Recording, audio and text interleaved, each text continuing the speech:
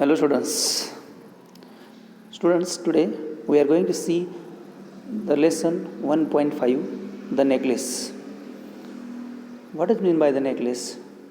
Necklace म्हणजे काय तर हार, रत्नहार, हार स्त्रिया जो अलंकार गळ्यामध्ये घालतात, वापरतात तो नेकलेस. चिटचॅटमध्ये काही प्रश्न आहेत, तर एक एक प्रश्न समजून घ्या आणि त्याचे उत्तर तुमच्या वहीमध्ये घरी लिहा.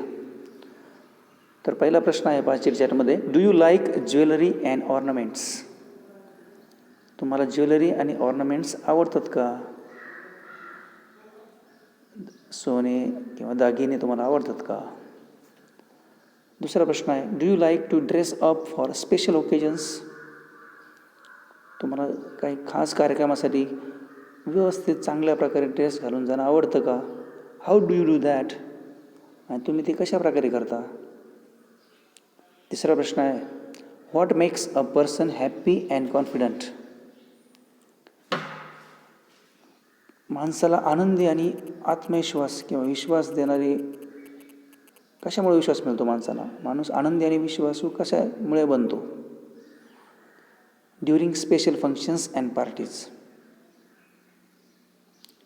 During special functions and parties. एखाद्या चांगल्या कार्यक्रमामध्ये किंवा पार्टीमध्ये जर तुम्ही हॅप्पी आणि आनंदी राहायचं असेल तर ती कशा प्रकारे एखादा व्यक्ती राहू शकतो, असा या प्रश्नाचा अर्थ आहे.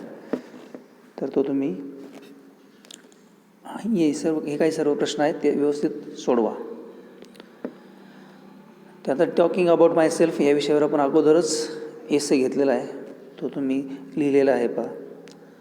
तर आपण डायरेक्टली लेसनला सुरुवात करू. The necklace. First paragraph, I will read first paragraph. Matilda was a pretty and charming girl, born as if by an error of fate into a family of clerks. She had no means of becoming known, understood, loved, or be wedded to an aristocrat, and so she let herself be married to a minor official at the Ministry of Education. आता या पहिल्या पॅरेग्राफमध्ये तुम्हाला character समजलं असेल पहा. आपल्या स्टोरीचं जे character आहे, main character Matilda. She is little bit greedy girl. थोडीशी लालची अशी मुलगी आहे. गरीब परिस्थितीमध्ये वाढलेली आहे, पण तिला असं वाटतं की आपण श्रीमंत असायला पाहिजे.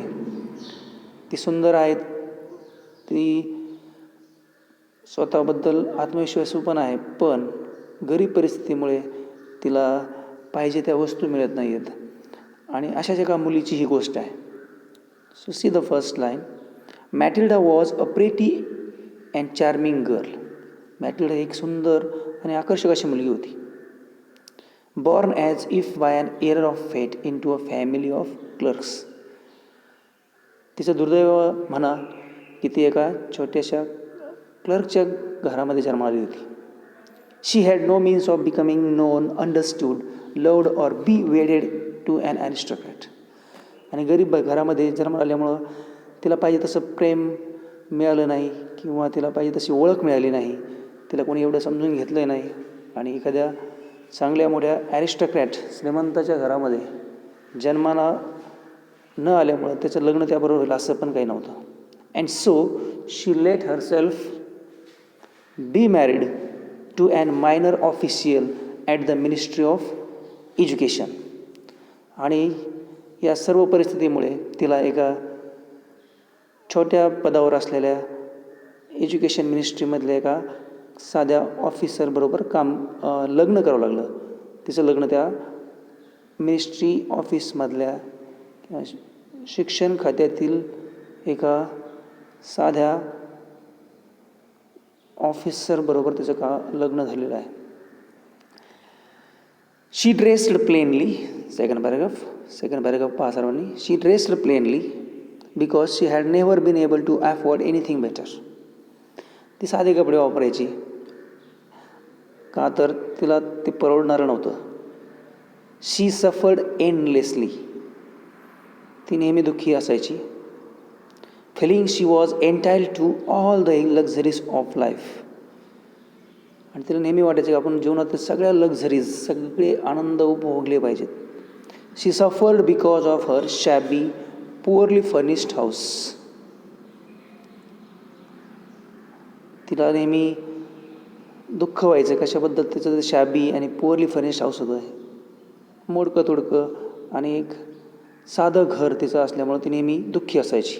All these things that another woman of her class would not have even have noticed. तिच्या क्लासचे म्हणजे ज्या परिस्थितीतून ती आली होती त्या परिस्थितीला इतर जर स्त्रिया असत्या तर त्या स्त्रियांनी कधीही एवढा विचार केला नसता आपल्या घराबद्दल किंवा इतर गोष्टींबद्दल. Tormented her and made her resentful. आणि या सगळ्या गोष्टीमुळे ती अतिशय दुःखी असायची. She dreamed of a grand palatial mansion with vast rooms and inviting smaller rooms perfumed for afternoon chats with close friends. ती नेहमी स्वप्न पाहायची. She dreamed.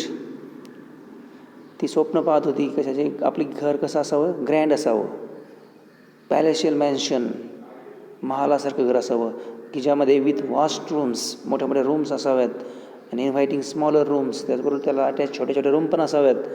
Perfumed for afternoon chats with close friends. आणि सगळीकडे सुगंध दरवळत असावा आणि दुपारच्या वेळेस आपल्या मैत्रिणींबरोबर गप्पा मारत आपण बसावं असं तिला वाटायचं. 8. She had no rich dresses. परंतु तिच्याकडे कुठल्याही प्रकारचे असे उच्चभ्रू कपडे नव्हते. Rich dresses. No jewels. कुठल्याही प्रकारचं ज्वेल्स, दागिने नव्हते. Nothing and these were the only things she loved. आणि ज्या गोष्टी तिच्याकडे नव्हत्या त्या गोष्टी तिला खूप आवडत होत्या. ज्या सर्व गोष्टी तिच्याकडं नव्हत्या पण तिच्या आवडीच्या गोष्टी म्हणून त्या सर्व काही होत्या. ज्वेल्स असतील, ड्रेसेस असतील. She wanted so much to charm, to be envied, to be sought after. तिला नेहमी वाटायचे की आपल्याला सर्वांनी ओळखावं, आपण नेहमी आकर्षक राहावं, सर्वांनी आपल्याला सॉट आफ्टर, आपल्याला आपल्याबद्दल विचार करावा, आपल्याला एक मोठेपणा द्यावा, हे तिला नेहमी वाटायचं. She had a rich friend, a former schoolmate at the convent. तिची एक मैत्रीण होती की जी खूप श्रीमंत होती. आणि ती कोण होती तर अ former schoolmate at the convent. ज्यावेळेस ती कॉन्व्हेंटमध्ये असायची त्यावेळेस तिची स्कूलमेट, एक श्रीमंत अशी ती मैत्रीण तिची होती. हुम शी अवॉइडेड व्हिजिटिंग. जिला ती भेटायची टाळायची. तिची भेट घेणं ती अवॉइड करायची, टाळायची. बिकॉज, कारण काय तर afterwards she would weep with regret, despair and misery. त्या श्रीमंत मैत्रिणीला भेटल्यावर तिला खूप पश्चाताप वाटायचा, तिला दुःख व्हायचं. आपल्यापेक्षा कोणी श्रीमंत तिला दिसलं की तिला दुःख व्हायचं, आपण का श्रीमंत नाही थोडक्यात, अशा पद्धतीने तिला वाटायचं. One evening her husband came home with an air of triumph. आणि एका संध्याकाळी काय झालं, हर हजबंड, तिचा जो पती आहे तो एकदम आनंदामध्ये आला, तो खूप आनंदी होता. With area of Triumph, holding a large envelope in his hand. त्यांच्या हातामध्ये एक मोठं एनव्हलप होतं, पाकिट होतं. आणि तो मॅट्रिडाला म्हणतोय, लुक, पहा, ही सेड. तो म्हणाला, here is something for you. तुझ्यासाठी काहीतरी आहे याच्यामध्ये. She tore open the paper and drew out a card on which was printed the words. पाकिटामधून तिने बाहेर एक पेपर काढला आणि त्या पेपरवर काही शब्द लिहिलेले होते. काय होते ते शब्द किंवा काय होते त्या पॅकेटमधील कागदावर, तर सेकंड लास्ट पॅरेग्राफ, तो पॅरेग्राफ खालचा. The minister of education and madam Georges Ramponneau request the pleasure of madam mister and madam Loisel company at the ministry on the evening of Monday January 18th. तर त्यांना invitation होतं, आमंत्रण होतं की तुम्ही दोघांनीही 18 जानेवारीला जो कार्यक्रम होणार आहे त्या कार्यक्रमामध्ये दोघांनी हजर राहावं. Instead of being delighted, as her husband had hoped. तिच्या पतीला असं वाटलं की ती खूप आनंदी होईल, पण आनंदी होण्याऐवजी, इन्स्टेड ऑफ बिंग डिलायटेड, आनंदी होण्याऐवजी she threw the invitation on the table resentfully. तिने अतिशय द्वेषाने किंवा दुःखीमय भावनेने ते जे काही इन्व्हिटेशन आहे ते टेबलवर फेकून दिलं. अँड मटर्ड, आणि पुटपुटायला लागली. What do you want me to do with that? तुम्हाला काय वाटतं मी काय करायला पाहिजे असं इन्व्हिटेशन मिळाल्यामुळं? And what do you expect me to wear if I go? आणि जरी मला जायचं म्हटलं तर मी कोणते कपडे परिधान करू असं तुम्हाला वाटतं? He didn't thought of that. तिच्या पतीने असा काही विचारच केला नव्हता.